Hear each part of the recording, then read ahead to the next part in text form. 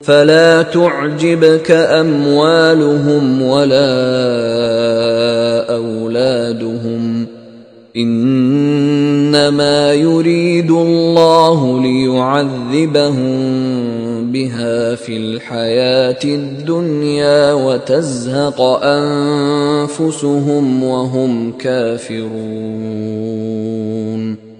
تم ان کے مال اور اولاد سے تعجب نہ کرنا، خدا چاہتا ہے کہ ان چیزوں سے دنیا کی زندگی میں ان کو عذاب دے، اور جب ان کی جان نکلے تو اس وقت بھی وہ کافر ہی ہوں. وَيَحْلِفُونَ بِاللَّهِ إِنَّهُمْ لَمِنكُمْ وَمَا هُمْ مِنكُمْ وَلَكِنَّهُمْ قَوْمٌ يَفْرَقُونَ. اور خدا کی قسمیں کھاتے ہیں کہ وہ تم ہی میں سے ہیں، حالانکہ وہ تم میں سے نہیں ہیں. اصل یہ ہے کہ یہ ڈرپوک لوگ ہیں. لو يجدون ملجأ أو مغارات أو مدخلا لولوا إليه وهم يجمحون. اگر ان کو کوئی بچاؤ کی جگہ جیسے قلعہ یا غار و مغاک یا زمین کے اندر گھسنے کی جگہ مل جائے تو اسی طرف رسیاں توڑاتے ہوئے بھاگ جائیں. وَمِنْهُمْ مَنْ يَلْمِزُكَ فِي الصَّدَقَاتِ فَإِنْ أُعْطُوا مِنْهَا رَضُوا وَإِنْ لَمْ يُعْطَوْا مِنْهَا إِذَا هُمْ يَسْخَطُونَ.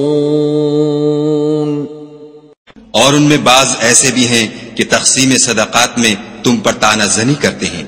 اگر ان کو اس میں سے خاطر خواہ مل جائے تو خوش رہیں، اور اگر اس قدر نہ ملے تو جھٹ خفا ہو جائیں. وَلَوْ أَنَّهُمْ رَضُوا مَا آتَاهُمُ اللَّهُ وَرَسُولُهُ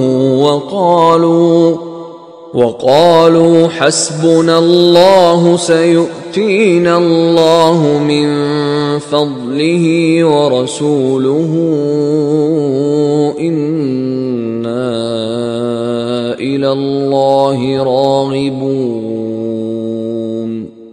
اور اگر وہ اس پر خوش رہتے جو خدا اور اس کے رسول نے ان کو دیا تھا، اور کہتے کہ ہمیں خدا کافی ہے، اور خدا اپنے فضل سے اور اس کے پیغمبر اپنی مہربانی سے ہمیں پھر دے دیں گے، اور ہمیں تو خدا ہی کی خواہش ہے، تو ان کے حق میں بہتر ہوتا. انما الصدقات للفقراء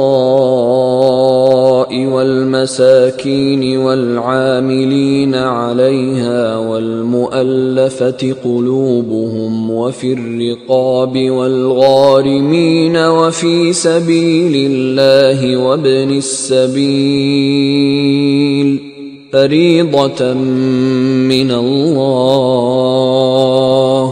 واللہ علیم حکیم.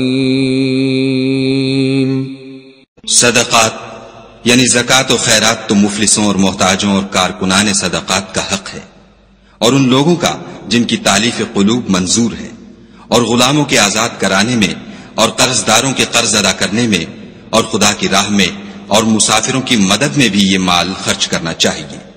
یہ حقوق خدا کی طرف سے مقرر کر دیے گئے ہیں، اور خدا جاننے والا اور حکمت والا ہے.